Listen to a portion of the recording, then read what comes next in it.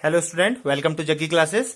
तो हम अब electric field intensity electric dipole से उसका सेकंड केस है एट इक्वेटोरियल पोजीशन, यानी कि निरक्षीय स्थिति में, इसके बारे में पढ़ने वाले हैं। तो सबसे पहले निरक्षीय स्थिति बोलते किसे, क्या होती है निरक्षीय स्थिति? तो ये है आपका इलेक्ट्रिक डायपोल, ये आपका माइनस क्यू चार्ज है और इससे कुछ डिस्टेंस पे जो रखा गया है आपका क्या रखा गया है, प्लस क्यू चार्ज रखा गया है, और ये है आपका सेंटर पॉइंट ओ। ओके, अब हमने क्या बोला है आपको, यहां पर हमने बोला है कि सेंटर से जो ये डिस्टेंस है ये भी एल है और इधर का डिस्टेंस भी क्या है आपका एल है। तो निरक्षीय स्थिति किसको बोलते हैं? यानी कि इस लाइन पे कहीं पर अगर आपको निकालना हो, कहीं पर भी निकालना हो, तो वहां पर जो होगा इलेक्ट्रिक फील्ड कितना होगा, या हम सपोज मान लेते हैं कि उसकी इक्वेटोरियल पोजीशन पे, उसकी निरक्षीय स्थिति में, या अक्सी ये होती है, यानी कि निरक्षीय इस स्थिति में आर डिस्टेंस पे निकालना है, यानी कि सेंटर से आर डिस्टेंस पर हमने इस पॉइंट पी पर जो है इलेक्ट्रिक फील्ड निकालना है। कहानी वही रहेगी, फिर से मैं बताता हूं। यहां पर अगर आपको इलेक्ट्रिक फील्ड निकालना है तो अपने मन में वही चीज एज्यूम कर लो जो बार बार मैं रिपीट कर रहा हूं, सबसे मोस्ट इंपोर्टेंट, कि जहां पर इलेक्ट्रिक फील्ड निकालना है यहां पर एक टेस्ट चार्ज को एज्यूम करो। टेस्ट चार्ज हमेशा प्लस लेते हैं, प्लस क्यू नॉट को यहां पर जैसे ही आपने एज्यूम किया तो ये माइनस वाला इस प्लस वाले को क्या करेगा दोस्तों, अपनी ओर को अट्रैक्ट करेगा। ओके, तो जब ये अपनी ओर को अट्रैक्ट करेगा यहां पर, तो इसमें जो फोर्स लगेगा वो कैसे लगेगा, इधर को लगेगा। तो यानी कि जो माइनस क्यू से इलेक्ट्रिक फील्ड होगा वो इधर को होगा, और इसी प्लस चार्ज पर जो कि एज्यूम किया है, ये प्लस क्या करेगा आपका, इसको रिपेल करेगा, यानी कि ये कहां को लगेगा, इधर को जो है इलेक्ट्रिक फील्ड लगेगा। ओके, अब एक इलेक्ट्रिक फील्ड अंदर को लग रहा है और एक इलेक्ट्रिक फील्ड ऐसे करके लग रहा है, आपको अगर डायग्राम में प्रॉपर अगर दिख रहा हो तो। यानी कि हम ये मान लेते हैं electric field due to minus Q, इसको हम मान लेते हैं E1। क्या मान लेते हैं, E1 है। तो माइनस क्यू से जो अंदर को इलेक्ट्रिक फील्ड लग रहा है ये इसको क्या मान लेते हैं हम, E1 मान लेते हैं। ओके, और जो प्लस क्यू से है electric field due two plus Q, इसको हम मान लेते हैं कितना, E2 मान लेते हैं। ओके, अब अगर आप इस डायग्राम में ध्यान से देखिए, ये वाली डिस्टेंस आपकी L है, ओके, ये R है, तो यहां पर ये 90 डिग्री है, तो इस पाइथागोरस लगाएंगे तो ये वाला जो डिस्टेंस है ये आएगा आपका R square plus L square, यानी कि कर्ण का स्क्वायर बराबर आधार का स्क्वायर प्लस लंब का square, hypotenuse square equal to base square plus perpendicular, उससे निकाल सकते हैं। सिमिलर सेम केस में ये वाला डिस्टेंस जो होगा वो भी होगा under root R square plus L square, जो यहां से लेके जो है यहां तक का आपका डिस्टेंस है। ओके, अब जो है हमने निकालना है, अब हम निकालते हैं E1। E1 पहले यहां पर लिख चुका हूं, क्या है भैया, E1 क्या है आपका।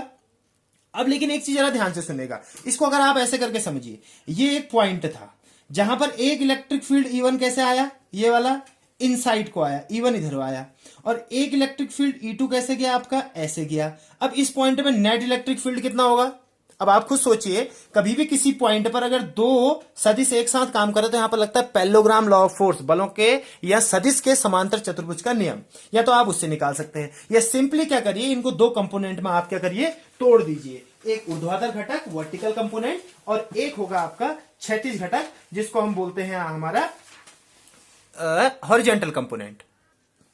ओके, तो कंपोनेंट में तोड़ने के लिए कभी भी अगर आपने किसी भी, मान लिया इसको, ये कोई वेक्टर है, ये कोई वेक्टर है, इसको अगर कभी भी आपने कंपोनेंट में तोड़ना है तो इसको किसके अंदर बंद करते हैं, 90 के अंदर बंद कर देते हैं, ऐसे करके 90 के अंदर बंद करते हैं। तो इसको भी मैं 90 के अंदर बंद कर देता हूं, E2 को, एक ऐसे जाएगा और एक क्या जाएगा, ऐसे। ओके, ये आपका एंगल थीटा, जो थीटा वाला होता है इसको क्षैतिज घटक हॉरिजॉन्टल कंपोनेंट बोलते हैं, और ये होता है कॉस का घटक, यानी कि ये आएगा आपका E2 कॉस थीटा, और जो ये परपेंडिकुलर ऊपर को गया ऊर्ध्वाधर घटक, ये आएगा आपका E2 साइन थीटा। ऐसे ही ये E1 है, इसको भी 90 के अंदर तोड़ो, तो इसको 90 के अंदर बंदा आप कैसे करोगे, ऐसे करके करोगे। ओके, तो एक आएगा ये क्षैतिज घटक और एक आएगा ऊर्ध्वाधर घटक, तो इसको बोलेंगे हम, जो क्षैतिज जाएगा इसको बोलेंगे E1 कॉस थीटा, और जो ये नीचे को यहां को आया ऊर्ध्वाधर घटक, इसको बोलेंगे हम E1 साइन थीटा। अब जरा देखो, E1 sine theta, E2 sine theta, sine theta दोनों में है, सेम है, कोई दिक्कत नहीं है क्योंकि थीटा आपके पास सेम है। ओके, अब E1 और E2 क्या है, E1 है आपका माइनस क्यू से और E2 है आपका प्लस क्यू से, यानी कि डिस्टेंस ये भी सेम है और ये डिस्टेंस भी सेम है जहां पर निकालनी है, तो इलेक्ट्रिक फील्ड सेम रहेगा, तो ये दोनों आपस में एक दूसरे को क्या कर देंगे, कैंसिल आउट। जैसे ही आपने E1 को और E2 को कंपोनेंट में तोड़ा, E1 E2 को इन दो और E1 को इन दो कंपोनेंट में जैसे ही तोड़ा सॉरी, तो अब इनका भी कोई अस्तित्व यहां पर रहा नहीं। ओके, अब हमारे पास सिर्फ कंपोनेंट है, तो अब हमारा क्या होगा, आपका जो फाइनल जो इलेक्ट्रिक फील्ड होगा वो कितना होगा, E1 कॉस थीटा और E2 कॉस थीटा। तो जो नेट इलेक्ट्रिक फील्ड E है ये कितना आएगा आपका, ये आएगा दोस्तों E1 cos theta plus E2 cos theta. बाकी सारी चीजें क्या होगी, cancel out. E1 sine theta E2 sine theta cancel out हो गया। जैसे आपने ब्लैक जो कलर से जो दिख रहा है, अगर ये कंपोनेंट में तोड़ा तो फिर इनका यूज हम नहीं करते हैं, सिर्फ कंपोनेंट का यूज करेंगे। अब in both direction, same direction में जो है एक E1 साइन कॉस थीटा चला और एक E2 कॉस थीटा, तो नेट इलेक्ट्रिक फील्ड आपका आएगा E1 cos theta plus E2 cos theta. अब क्योंकि E1 और E2 दोनों इक्वल है, तो यहां से इसको 2 टाइम्स ही भेज है, तो 2 एक ही मान लो, 2 टाइम्स E1 या E2 कुछ भी लिख लीजिए कॉस थीटा, ये आपका है नेट इलेक्ट्रिक फील्ड। अब फिर से बात करते हैं E1 कितना होगा भैया, यहां पर E1 की वैल्यू रखते हैं, ओके। तो जो आपका E1 है ये कितना होगा, E1 equal to minus Q से प्लस क्यू से किससे भी लो, क्योंकि दोनों मैंने पहले बोला E1 E2 सेम है, तो यहां पर E1 इक्वल टू हो जाएगा 1/4 pi epsilon naught charge upon distance का स्क्वायर, और डिस्टेंस कितनी है under root R square plus L square का होल स्क्वायर, तो अंडर रूट से स्क्वायर क्या हो गया, कैंसिल आउट, तो ये हो गया आपका E1, ओके।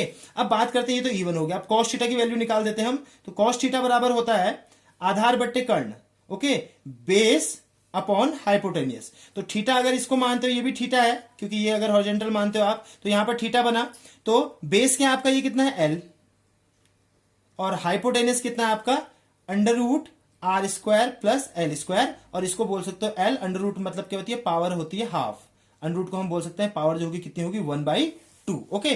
अब कॉस थीटा यहां पुट कर दो, E1 की वैल्यू यहां पुट कर दो, तो जो आपका इलेक्ट्रिक फील्ड E आया, ये कितना आया, ये आया आपका 2 टाइम्स E1 क्या है आपका 1/4 पाई एप्सिलॉन नॉट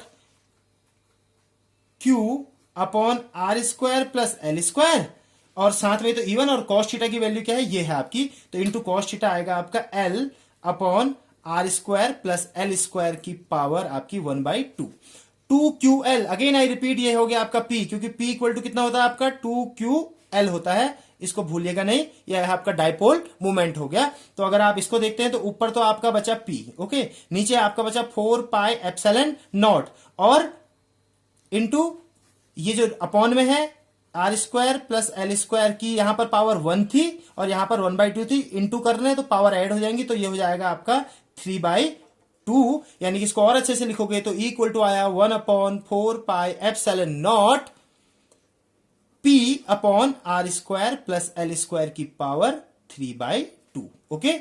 ये है आपका net electric field. Again I repeat, जैसा हमने पहले अक्षीय स्थिति में किया था, क्या किया था, अगर एल जो हो बहुत क्या हो छोटा हो आर से, तो इसको नेग्लेक्ट कर दो, तो अगर एल जाएगा तो आर स्क्वायर की पावर कितनी हो जाएगी यहाँ पर 3/2, तो ये आर क्यूब हो जाएगा। तो इलेक्ट्रिक फील्ड जो आपका आएगा वो आएगा 1/4 pi epsilon naught P upon R cube. ये नेट इलेक्ट्रिक फील्ड है निरक्षीय स्थिति में, और जो इसकी दिशा होगी, डायरेक्शन होगी, साफ देखिए डायग्राम में कहां को, ऐसे, यानी कि प्लस से माइनस की ओर, इधर को है, तो यानी कि होगी, तो जो इसका डायरेक्शन होगा कहां को होगा, देखिए खुद देखिए डायरेक्शन कहां को है, E1 cos theta E2 cos दोनों सेम डायरेक्शन में है, तो ओवरऑल डायरेक्शन यही को रहेगा। तो डायरेक्शन हो जाएगा आपका कि आपका जो डाइपोल है parallel to axis of dipole positive to negative charge, यानी कि इसके पैरेलल में है, इधर को है, ये पैरेलल है, इसके पैरेलल डाइपोल के जो डाइपोल है उसके एक्सेस, ये उसके एक्सेस है डाइपोल, ये डाइपोल है, इसके एक्सेस इसके जो है पैरेलल में होगा,